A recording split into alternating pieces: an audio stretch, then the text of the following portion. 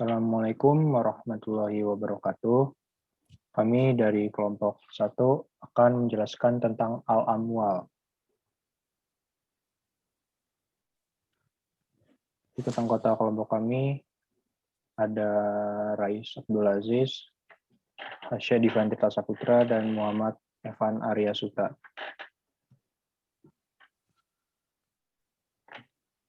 Pertama, pengertian al-amwal. Secara etimologi, al-amwal berasal dari bahasa Arab, yakni bentuk jamak dari kata al-ma'al yang artinya adalah harta. Al-mal yang berasal dari kata ma'al yamilu ma'ilan, yang berarti condong, cenderung, dan miring atau berpaling dari tengah ke salah satu sisi. Dikatakan demikian karena manusia cenderung atau condong ingin memiliki dan menguasai harta tersebut. Al-mal dapat diartikan pula sebagai sesuatu yang menyenangkan manusia dan mereka pelihara, baik dalam bentuk materi maupun dalam bentuk manfaat. Namun, ada pula sesuatu yang tidak dapat dikuasai oleh manusia, tidak bisa dinamakan harta secara bahasa, seperti burung di udara, ikan di dalam air, pohon di hutan, dan barang tambang yang ada di bumi. Berikut ada secara terminologi. Ada dua definisi yang dikemukakan oleh para ulama fikih tentang al-mal, yaitu yang pertama, menurut istilah ulama Hanafiyah, ialah segala sesuatu yang diminati manusia dan dapat dihadirkan ketika diperlukan, atau segala sesuatu yang dapat dimiliki, disimpan, dan dapat dimanfaatkan. Yang kedua, adapun definisi yang kedua, menurut jumhur ulama selain ulama Hanafiyah, ialah segala sesuatu yang mempunyai nilai dan dikenakan ganti rugi bagi orang yang merusak atau melenyapkannya. Salah satu perbedaan dari definisi yang dikemukakan oleh ulama Hanafiyah dan jumhur ulama adalah tentang benda yang tidak dapat diraba, seperti manfaat. Ulama Hanafiyah memandang bahwa manfaat termasuk sesuatu yang dapat dimiliki, tetapi bukan harta. Adapun menurut ulama selain Hanafiyah, manfaat termasuk harta sebab yang penting adalah manfaatnya dan bukan zatnya. Pendapat ini lebih umum digunakan oleh kebanyakan manusia.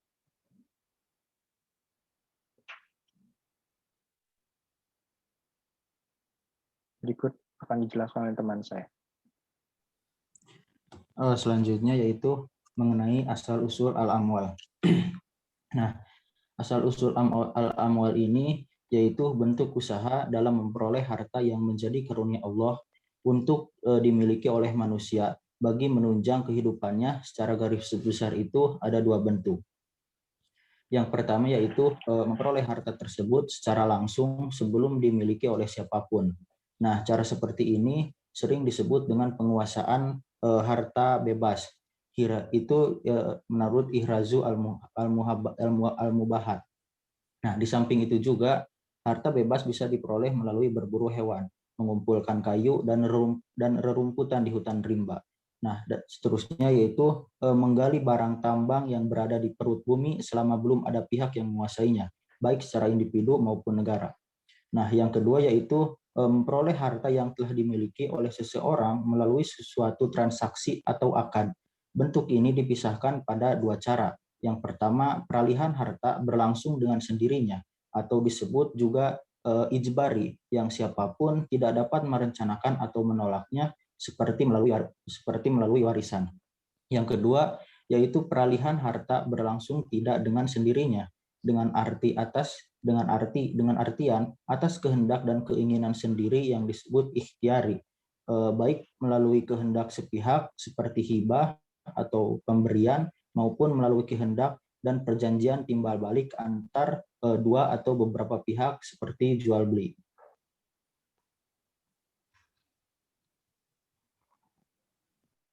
Selanjutnya. Nah, adapun petunjuk Allah Subhanahu wa taala yang berkaitan dengan penggunaan harta adalah sebagai berikut, yaitu digunakan untuk kepentingan kebutuhan hidup sendiri. Penggunaan harta untuk kebutuhan hidup dinyatakan Allah dalam firman-Nya pada beberapa ayat Al-Qur'an, di antaranya yaitu surat Al-Mursalat ayat 43. Kulu wasrobu kulu wasrobu hadzinam bima kuntum ta'malun, yang artinya makan dan minumlah kamu dengan enak apa yang telah kamu kerjakan. Walaupun yang disebutkan dalam ayat ini hanyalah makan dan minum, namun tentunya yang dimaksud di sini adalah semua kebutuhan hidup seperti pakaian dan perumahan. Selanjutnya itu digunakan untuk memenuhi kewajibannya terhadap Allah Subhanahu wa taala. Dan kewajiban kepada Allah Subhanahu wa taala ini ada dua macam. Yang pertama, kewajiban materi yang berkenaan dengan kewajiban agama yang merupakan utang terhadap Allah Subhanahu wa taala seperti keperluan membayar zakat atau nazar atau kewajiban materi lainnya. Meskipun secara praktis juga digunakan dan dimanfaatkan, meskipun secara praktis juga digunakan dan dimanfaatkan untuk manusia.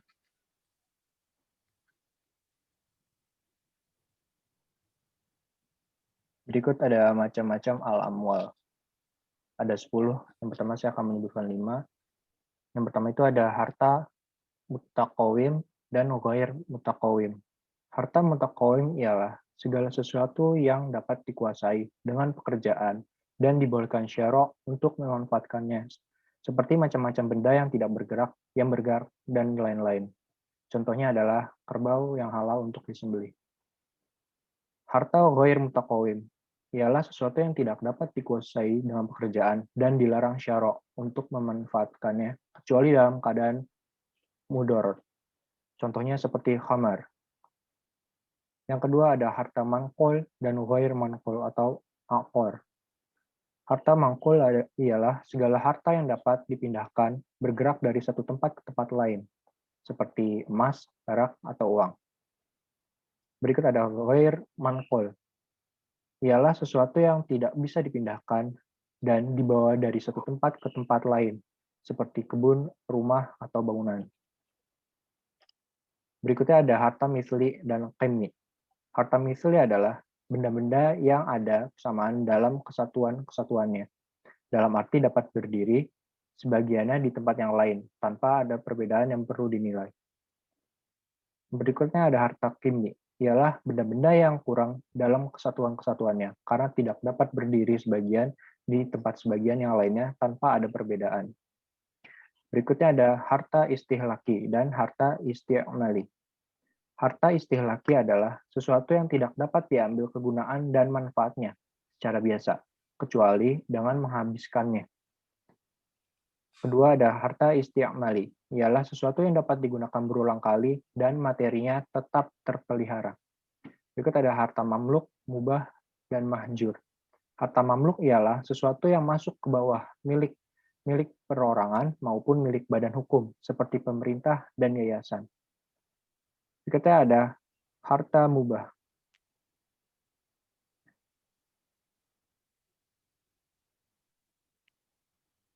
Harta mubah ialah sesuatu yang pada asalnya bukan milik seseorang seperti air pada air, binatang, buruan darat, dan laut, pohon-pohon di hutan, dan buah-buahannya.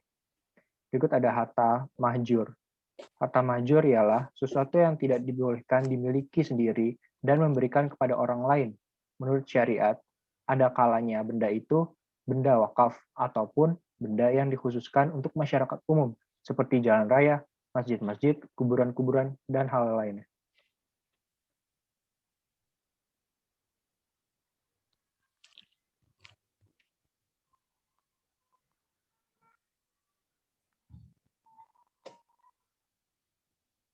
Berikutnya yaitu yang keenam yaitu harta ain dan dain. Harta ain adalah harta benda yang berbentuk benda seperti rumah, meja, kursi, kendaraan, dan lain-lain. Harta ain ini terbagi dua, yaitu harta ain zati kimah adalah benda yang memiliki bentuk dan nilai yang meliputi yang dianggap harta yang boleh diambil manfaatnya atau tidak. Yang kedua, benda yang dianggap harta yang ada atau tidak ada sebangsanya. Yang ketiga, yaitu benda yang dianggap harta yang dapat atau tidak dapat bergerak.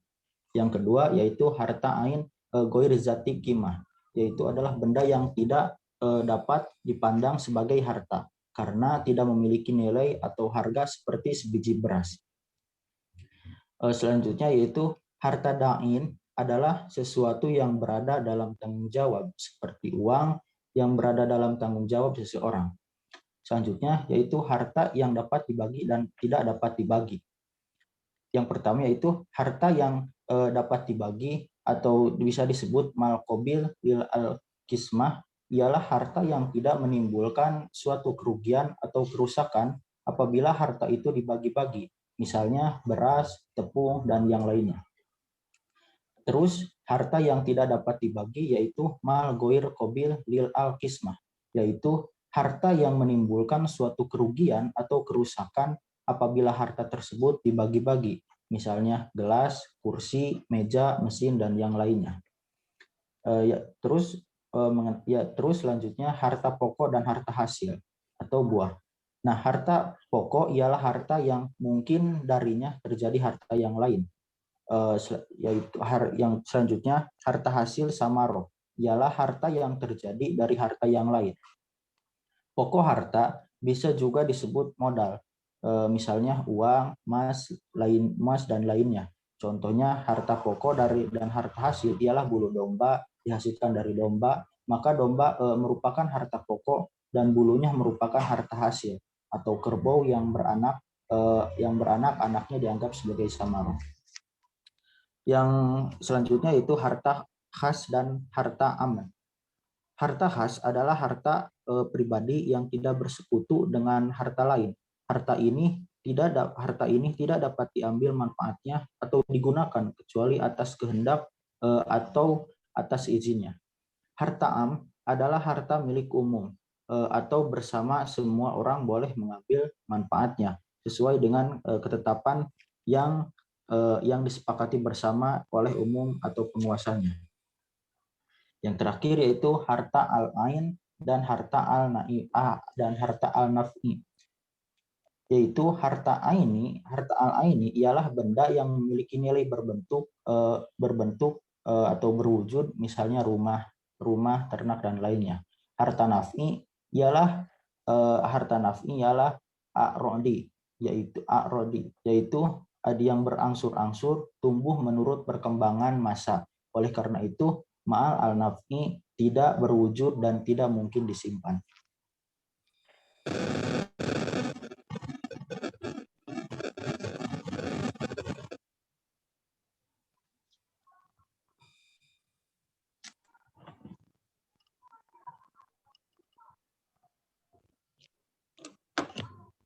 Ya, yang selanjutnya adalah fungsi al-amwal. Jadi fungsi al-amwal itu dibagi menjadi dua, yaitu fungsi sosial dan fungsi individu. Yang pertama saya akan menjelaskan tentang fungsi sosialnya. Yang pertama, fungsi sosial yaitu berfungsi untuk memelihara manusia. Maksudnya hak manusia dalam harta benda harus dibayarkan sebagaimana mestinya dan jangan ditunda-tunda, seperti membayar upah karyawan, mengembalikan pinjaman, membayar zakat, membayar mas kawin, dan sebagainya. Fungsi-fungsi ini bisa dilihat di dalam Al-Baqarah ayat 177. Lalu yang kedua, berfungsi untuk memperkokoh tali persaudaraan, kasih sayang sesama manusia, dan mempersempit jurang pemisah antara kaum agnia dan duafa, seperti yang diisyaratkan dalam surah Al-Ma'arij ayat 24 dan 25. Yang ketiga, berfungsi untuk berbuat baik dan mengarahkan kepada kebajikan dalam rangka mewujudkan masyarakat sejahtera yang merata, merasakan kenikmatan lahir dan batin. Yang keempat, berfungsi sebagai penggerak dan pendorong bagi kerjasama dalam kehidupan di dunia. Karena hal itu harta harus beredar dan berputar di kalangan masyarakat, bukan untuk disimpan dan ditimbun, seperti ditegaskan dalam surat At-Taubah ayat 34. Yang kelima, berfungsi sebagai modal ekonomi dalam kehidupan masyarakat demi kepentingan bersama bagi terwujudnya masyarakat yang sejahtera. Lalu yang selanjutnya adalah fungsi individu. Yang pertama, untuk mensejahterakan diri pribadi dan keluarga, ya, seperti yang tergambar dalam hadis Nabi yang diriwayatkan oleh Bukhari, yaitu artinya apabila seorang muslim memberikan nafkah keluarganya karena berharap pahala dari Allah, maka nafkah yang diberikan itu menjadi sedekah baginya. Lalu yang kedua, berfungsi sebagai sarana untuk beramal dan beribadah kepada Allah.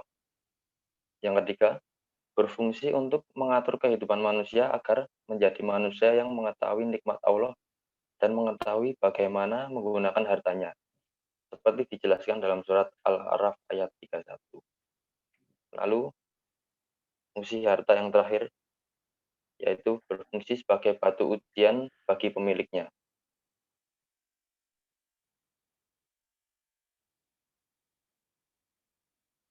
Baik, terima kasih atas perhatiannya. Untuk mengajukan pertanyaan, silakan ajukan di kolom komentar. Dan sebelumnya kami kelompok 1 minta maaf atas keterlambatan mengupload videonya karena ada beberapa kendala teknis. Kurang lebih mohon maaf. Wassalamualaikum warahmatullahi wabarakatuh.